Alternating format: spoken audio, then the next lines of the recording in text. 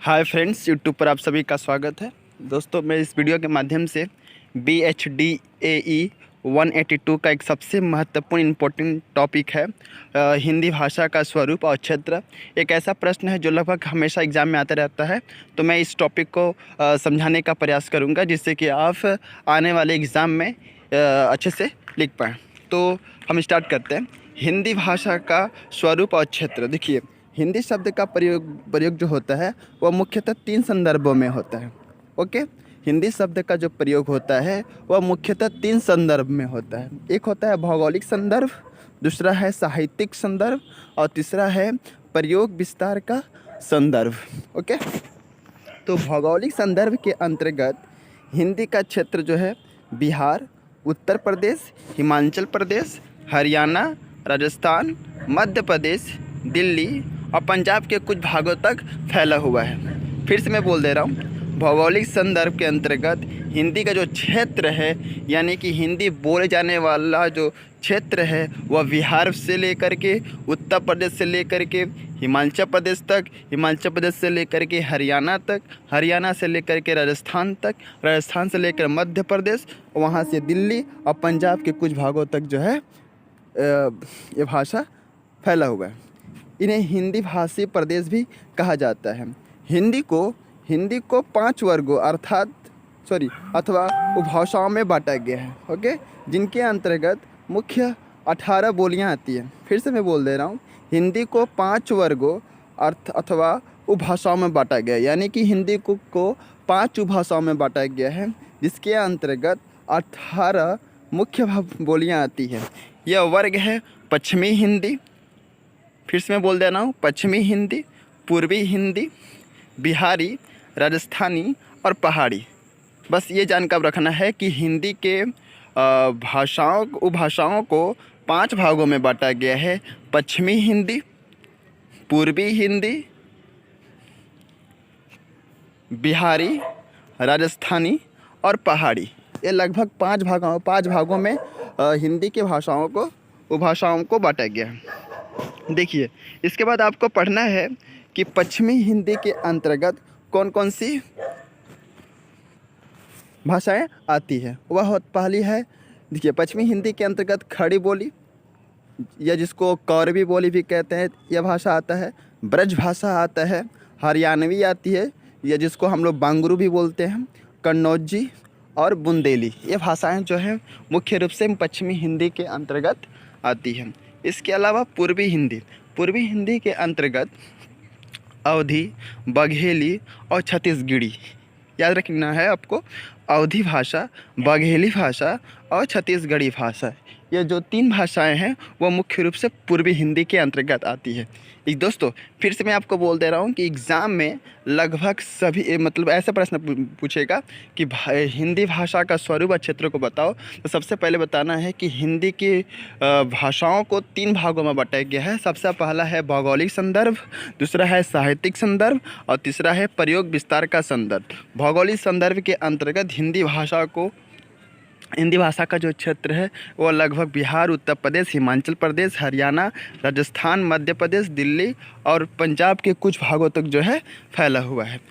इसमें भौगोलिक संदर्भ में हिंदी भाषा को 5 उपभाषाओं में बांटा गया है। वह है आपका पश्चिमी हिंदी, पूर्वी हिंदी, बिहारी, राजस्थानी और पहाड़ी। इन 5 जो वर्ग हैं, 5 जो उपभाषाएँ हैं, यह इसके अंतर्गत कौन कौन सी भाषाएं बोली जाती हैं, वह है पश्चिमी हिंदी। पश्चिमी हिंदी के अंतर्गत देखिए, खड़ी बोली जाती है जिसको हम लोग कौरवी भी बोलते हैं, ब्रज भाषा बोली जाती है, हरियाणवी भी बोलते हैं जिसको हम लोग बांगुर भी बोल सकते हैं, कन्नौजी और बुंदेली, ये भाषाएं जो है इसके अंतर्गत आती हैं। पूर्वी हिंदी के अंतर्गत अवधी, बघेली और छत्तीसगढ़ी, यह भाषाएं जो हैं वह पूर्वी हिंदी के अंतर्गत बोली जाती हैं।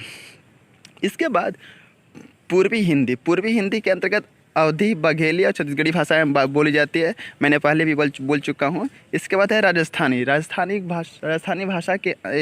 के अंतर्गत जो है जयपुरी भाषा बोली जाती है, मारवाड़ी भाषाएं बोली जाती है, मेवाती भाषाएं बोली जाती है और मालवी। ओके, तो राजस्थानी के अंतर्गत जयपुरी भाषा बोली जाती है, मारवाड़ी भी जहाँ जो हम लोग जानते हैं मेवाती भी भाषा बोली जाती है और मौलवी भाषा बोली जाती है। इसके बाद है बिहारी भाषा तो मैंने बोला ही नहीं। बिहारी भाषा के अंतर्गत भोजपुरी, मगही और मैथिली, ये 3 भाषाएं जो हैं वह बिहारी भाषा के अंतर्गत बोली जाती है। इसके बाद है पहाड़ी भाषाएं। पहाड़ी भाषा के अंतर्गत पश्चिमी पहाड़ी भाषाएं जो कि हिमाचल प्रदेश में बोली जाती है, और मध्यवर्ती पहाड़ी भाषाएँ हैं वह कुमायूनी यानी कि गढ़वाली में बोली जाती है। ओके, तो फिर से मैं बोल दे रहा हूँ, हिंदी के 5 उपभाषाओं को, हिंदी को मुख्य रूप से 5 उपभाषाओं में बांटा गया है। पूर्वी हिंदी, पश्चिमी हिंदी, बिहारी, राजस्थानी और पहाड़ी। ओके, तो इन सभी टॉपिक के अंतर्गत कौन कौन सी भाषाएं जो हैं किस किस क्षेत्र में बोली जाती है, इसको लिखना बहुत ही ज़रूरी है, अदरवाइज आपको नंबर नहीं मिलता है। और एक ऐसा प्रश्न है जो लगभग हिसाब में आने का 100 में 95% चांस है। ओके, तो मैं आपको रिक्वेस्ट करता हूँ कि इस प्रश्न को आप पढ़ लीजिए। इसके बाद जो है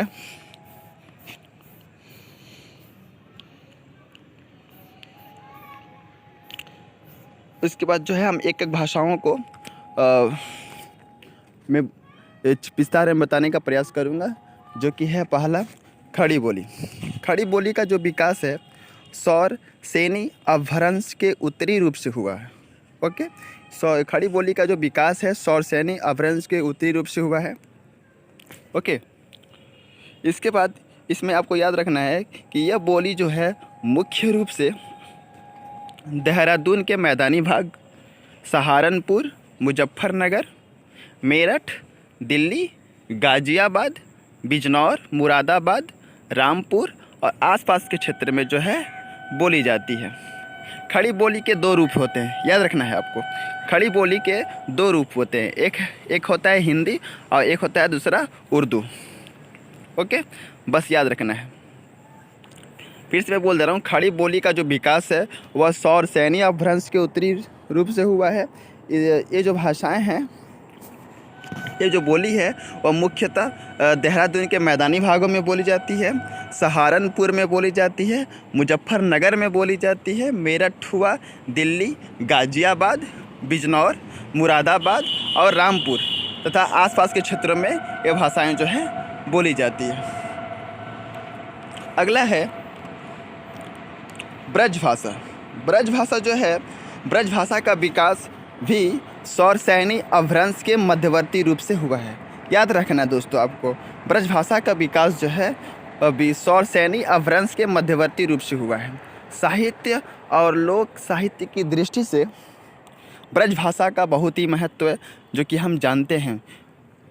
मध्यकाल में साहित्य भाषा के रूप में इसका प्रसार और प्रचार गुजरात से लेकर बंगाल तक था। आज इसका स्थान खड़ी बोली ने ले लिया है। ओके, इस भाषा के प्रसिद्ध कवि सूरदास, नंददास, रहीम, रसखान, बिहारी, देव, रत्नाकर आदि हुए। यह बोली जो है यानी कि ब्रज भाषाएं जो है वह मथुरा में बोली जाती है, आगरा में बोली जाती है, अलीगढ़, मैनपुरी, एटा, बदाऊं तथा आसपास के क्षेत्र में खड़ी ब्रज भाषा जो है वह बोली जाती है। फिर से मैं बोल दे रहा हूँ, ब्रज भाषा का विकास सौर सैनी अपभ्रंश के मध्यवर्ती रूप से हुआ है। साहित्य और लोक साहित्य की दृष्टि से ब्रज भाषा का बहुत ही ज़्यादा इम्पोर्टेंट है, क्योंकि इस भाषा का प्रयोग जो है सूरदास, नंददास, रहीम, रसखान, बिहारी, इन्होंने इस भाषा को अपने काव्यों की रचना करने के लिए इस भाषा का उन्होंने प्रयोग किया। हरियाणवी जो है, यह हरियाणवी जो भाषा है वह हरियाणा राज्य में दिल्ली के ग्रामीण क्षेत्रों में और पटियाला के आसपास में बोली जाती है। फिर से आप बोल दे रहा हूँ दोस्तों, आपको याद रखना है, हरियाणवी जो भाषा है, हरियाणवी बोली जो है वह हरियाणा राज्य में दिल्ली के ग्रामीण क्षेत्रों में और पटियाला के आसपास में बोली जाती है।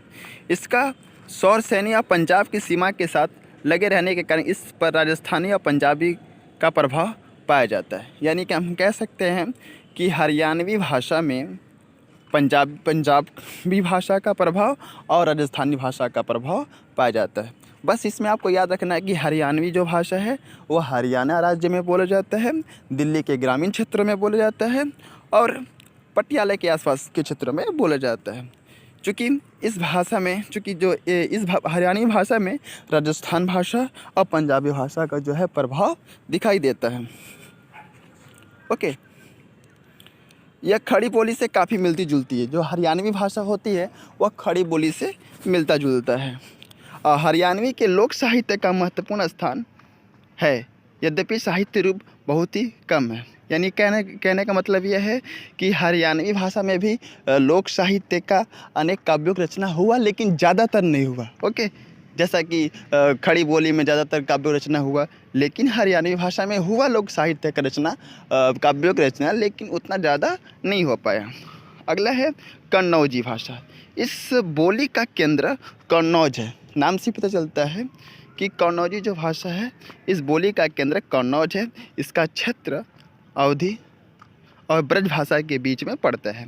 यह मुख्यतः जो होता है फर्रुखाबाद, इटावा, शाहजहांपुर, कानपुर, पीलीभीत, हरदोई आदि क्षेत्र में बोली जाती है।